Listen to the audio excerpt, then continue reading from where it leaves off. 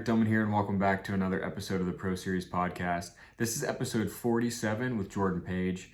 Jordan is a real estate agent and marketing professional down in Arizona. He's been featured on Fox News, CBS News, and Jet Set magazine. I get to ask him a bunch of questions on marketing yourself on social media. He goes over not only tips and tricks for social media for in the real estate world and interior design world, but really for any entrepreneur out there. I also talked to him about the difference between a personal social media account and business social media account, and if he believes they should be combined. Definitely listen to that. It's very interesting. But before we enter that episode, please make sure you like, subscribe, and review this podcast on wherever you listen to this podcast. And now I hope you enjoy episode 47 with Jordan Page.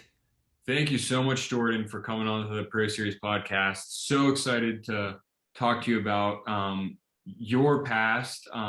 One interesting thing that came up to me when I was finding you was just your Instagram account and how you market yourself as a real estate agent.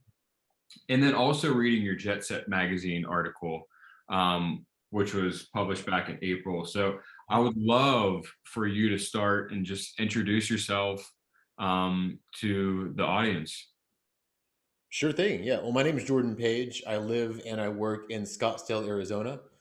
I'm a real estate agent. I have a very small team centered around myself with a couple of admins and another agent underneath me. I'm at a boutique luxury brokerage here called America One. That was kind of a recent move, actually. And I love what I do. I love marketing and sales. And I, yeah, I'm just here to answer any questions that you might have. Absolutely. Do you think marketing is what sets you aside from the competition? Yes. Yeah. Yes. Well, I have a background in it. Not, I mean, I got a degree in that through college, but the funny thing about that was that I graduated before social media even existed, right? Facebook was kind of just becoming really a thing. Instagram wasn't even on anyone's radar yet. So the principles that they taught, I mean, this is like 12 years ago, the principles that they actually taught still apply, but the actual practical application has totally changed. And so, I mean, just because someone has a degree, if I stopped learning about marketing in college, I'd be a dinosaur right now. Yeah. Do you think the social media part has hurt or strengthened the marketing side of entrepreneurial like businesses? Both, both. So Okay. it's lower barrier of entry, right? The barrier of entry is almost zero to get yourself some massive exposure. But you have to use it the right way, and you also have to almost overcome now a stigma of everything on Instagram being fake or everything you read on the internet possibly not being true. So it becomes a little bit harder to build credibility because everyone's doing it. But if you can do that, then you can reach so many more people so much more effectively than you ordinarily would. I mean, you can't really know a whole lot about somebody from a newspaper ad, for example. But through my Yeah. YouTube, through my Instagram, everyone and my clients and you can actually find somebody and actually find out about them and who they are as a person. You get to know, like, and trust them before you even speak to them, really, which is hasn't really existed before social media. Yeah. And I mean, it's a free marketing tool that anybody could use, but how do you get around? I mean, social media isn't just for your area. So how do you market yourself in your area on social media? Is it more research or how do you do that part? Well, I think people forget that social media is social in the day. Like, it's so funny because if somebody's antisocial, they're kind of by themselves on their phone. Yeah. But it's supposed to be a social platform. And so I'll follow people, I'll DM them, hey, what do you think about this? What do you think about that? That's cool.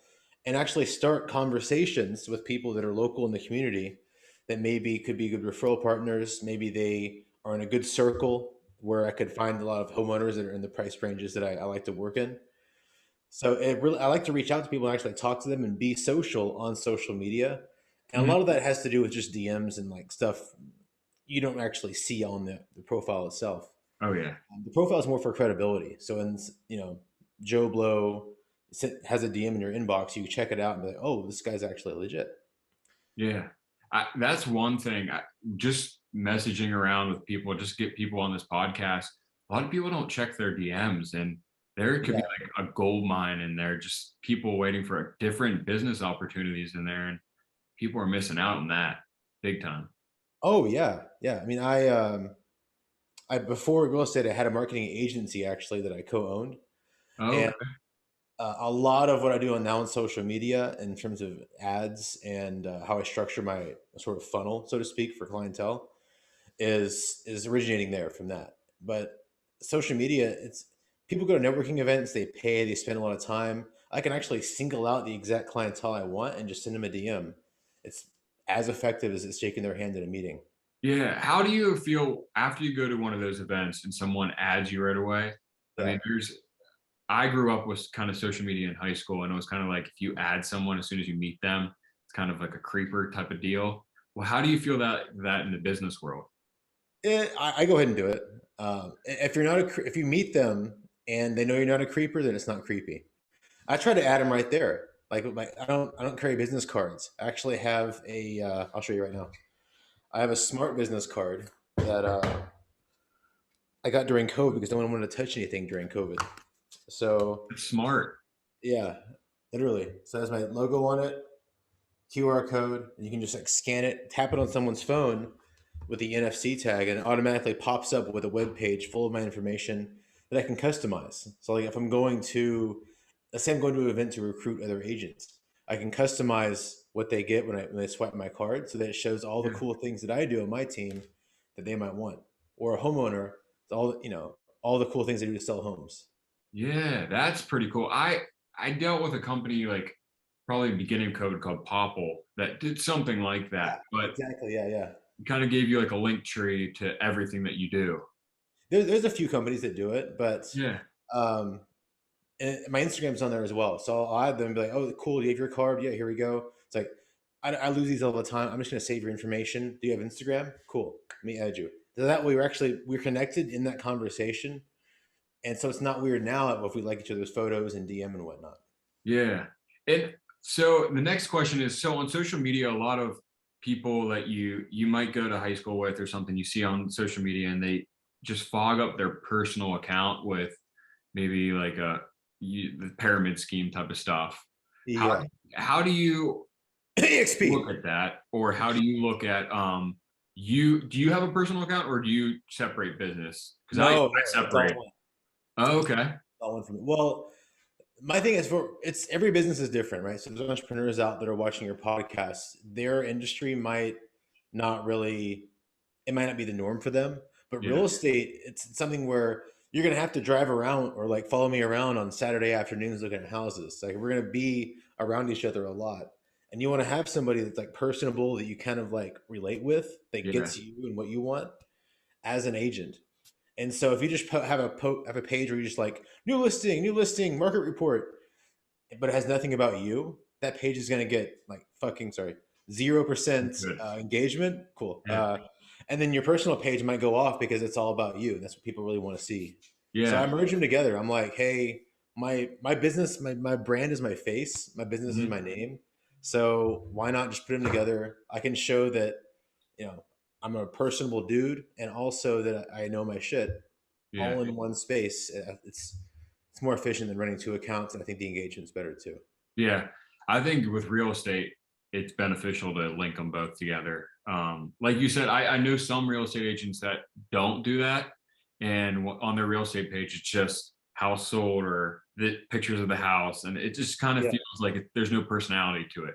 Well, especially if someone DMs you from that page, if they try that strategy, like they'll click on this person, like this person is lame. Like I don't want to be in a conversation with them.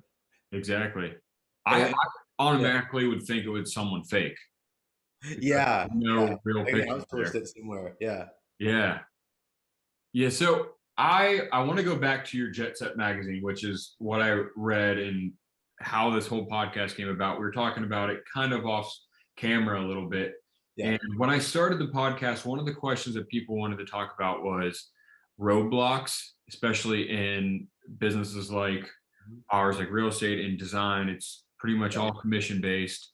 And a roadblock could really destroy you just mentally, and how you kind of conquered that roadblock and just kind of kept driving to get to you where you are today. So Yeah. Referring back to that article, can you give us a little brief explanation of what you kind of been through and your roadblocks that you've had in your career? Oh man, so many. I think first off, like if you think about the mentality of it, if you're in a certain business and a roadblock destroys you, you shouldn't have been in that business in the first place. Yeah. Because like how what defines someone who's actually a good professional from someone who's lame is how they handle the roadblocks. Like Yeah. everyone's great when it's smooth sailing, right? But Hmm. when you actually have like choppy seas and you got to get there, like that's when if you're actually skilled and can get there, that's where you shine. Oh, exactly. And that's So I why I welcome it. loved Like, let's your go. article, because everybody has roadblocks, but no one talks about them publicly, which is kind of a disadvantage to people that just want someone else to relate to, and we all go through them, but we just all don't talk about them enough to normalize them to kind of make you guys feel better and help people out. Hmm. Um, well, for me, and this is actually prior to real estate, I think that I went into in the Jet Set article. But out of college, I worked at a company called Yelp.com. I was in inside sales. I did very, very well there. And the only reason I quit, it's a great place to work, but the only reason I quit is because I wanted to do my own thing in fitness.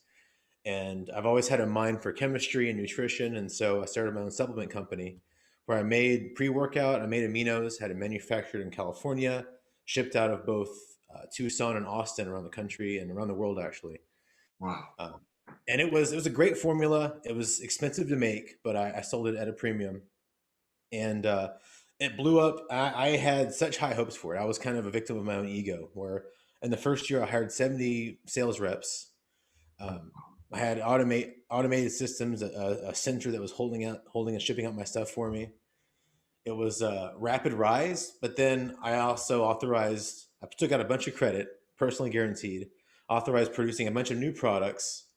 And around that time, the powers that be in the supplement industry Yeah. uh, kind of tightened the noose in terms of retail. So I had these retail deals.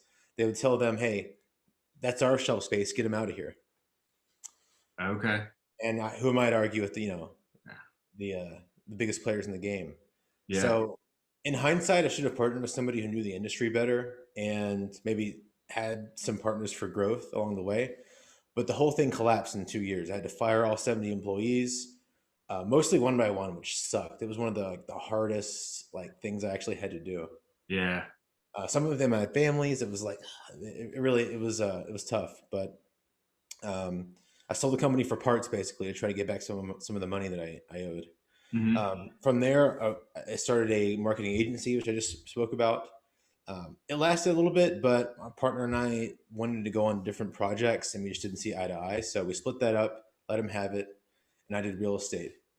And so what happens is like confidence after you have these like business ventures, and I'm super public. Obviously, I have an Instagram, I'm on social media, and I was the face of my own company twice. And to have that fail was almost like, I felt like the old medieval guys that are in those stocks getting lettuce thrown at them. Like it was just, I felt like I had to go like crawl in a hole somewhere and hide. Yeah. And you roll with it. And the really cool thing about being public and say, hey, I'm doing this now, is that all the people that support, all the customers, first of all, I took care of them, and all the old employees, I took care of them so that they're now supporting the new business. And it's not exclusive. Not everyone that bought my pre workout, for example, is in the market for a house in the next few years. But if you had a standard of care and a standard of of the way you treated your clientele and the way you treated your customers, that can translate over into any other industry. So it Oh, actually was a positive that I had those other businesses because I gained. First of all, I lost a lot of money, but the amount that I spent, I would say, would probably be around what you can get an MBA for at a high level school, like a private mhm. school. Except I had way more fun.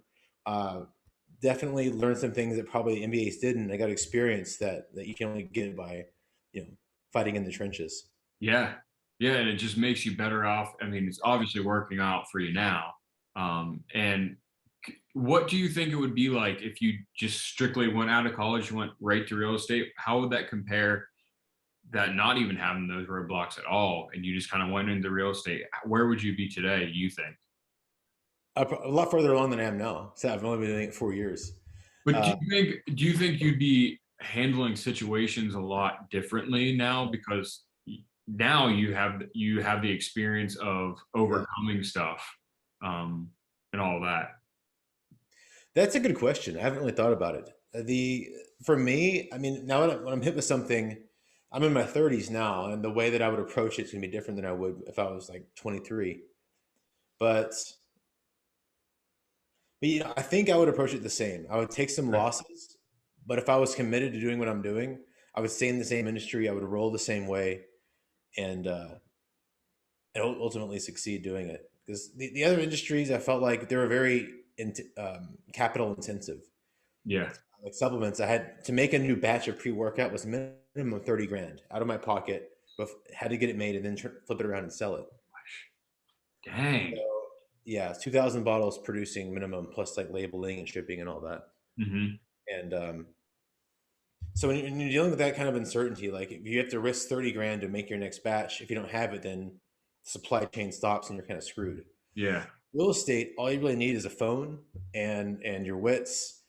I just launched a listing yesterday that I got from knocking on doors in my neighborhood, just telling them I'm a local real estate agent. Here's a local market report. Let me know if you need anything. They called wow. me. There's other agents they interviewed, and they called me because I have a QR code on all my reports. They can get on my YouTube videos and see market reports and whatnot, Okay. and other sort of videos. But also, they saw me walking around in the 110-degree heat, knocking on doors, and they're like, "I can tell this guy's a hard worker. I'm going to hire him because he's going to work hard for me." Yeah, definitely a better work ethic than the others. Yeah. So I think if it doesn't take much, if you like strike out or you make a bad investment on a flip or what have you in real estate, you really can start again with nothing and make it into something. You just have to believe it and just agree that this is a chapter in your story where you're going to have like the adversity and then the next chapter is going to be your come up. Yeah. So closing out, that's all awesome. I love talking about that and kind of getting that. I've never talked about any roadblocks at all in my podcast. But I also want to get your marketing side. What is some information or tips that you'd give to someone, not just in real estate or design, just entrepreneur, just trying to get ready on social media or whatever, websites? What advice do you have for them to get started? Best advice to get started on marketing themselves or like generating sales. Marketing themselves first. Yeah. Marketing themselves first. Make it honest to yourself. And I know that's kind of like a broad statement, but what I mean by that is don't outsource it to some VA or some other company. Like actually put thought into your messaging, put thought into every interaction you have with somebody, whether it's online or social media or in person. There should be what I like to call congruence between what they're actually going to get, what your service is, what you're promising, versus what they see. And it should be like your own unique flavor. Yeah. It's So funny you bring that up because I was just talking about this the other day. There's a design firm here in Pittsburgh that has someone running their social media account that they know nothing about design, and you could see it through their marketing stuff. So that's funny you said that. yeah, yeah, and it's okay to follow trends and it kind of work off of a structure that you see somewhere else.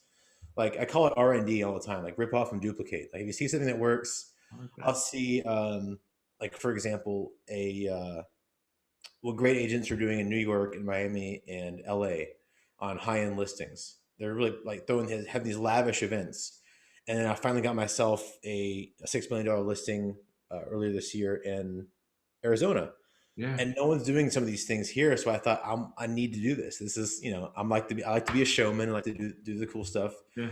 So we had a listing launch party instead of an open house. We had mermaids in the pool. We had a live chef making sushi rolls on site with fire dancers, and it was like a spectacle. And what I wanted, had a bunch of influencers come. I said everything here is free, paid for by yours truly and the title company. All you have to do is take take stories, take TikToks, whatever your social media platform is. Tag the house. I made an account for the house. Tag the house and put the address in there. And mention it's for sale. That's smart. That So is so then, smart. So now you're leveraging everyone else's network, so I don't have to tell every friend, Yeah, but that's things like that. super So, smart.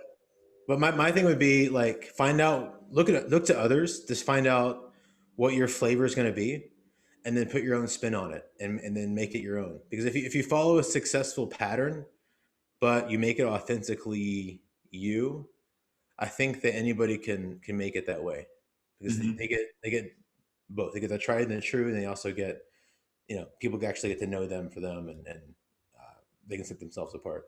Yeah. And what professions do you think it's not good to mix personal and business on social media?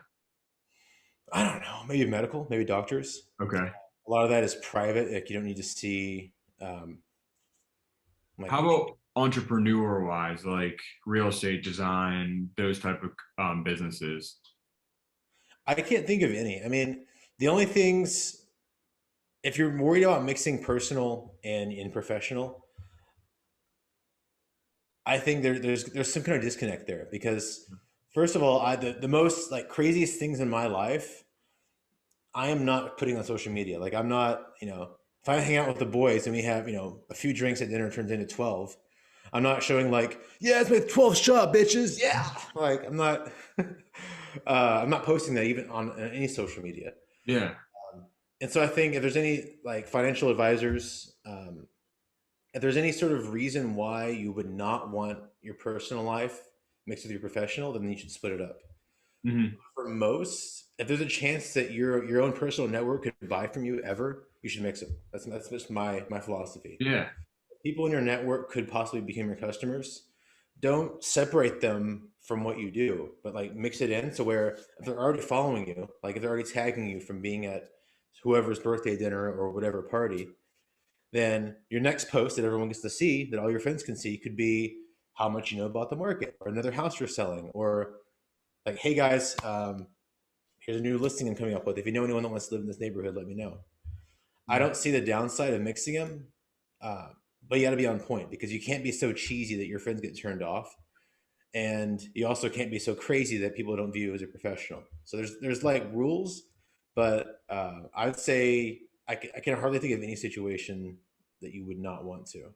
Yeah. Yeah, I agree too. And especially in real estate, like you said, where they got your QR code and they were able to see your YouTube and stuff. So they saw how you interact, how you talk, how you talk about like professional topics. So I mean, it obviously could help. And then when they go up to your LinkedIn, they can see everything. So um, that's all awesome information. Thank you so much, Jordan, for joining me today. I want to end with promoting yourself, where people could find you on social media, YouTube, LinkedIn, anywhere.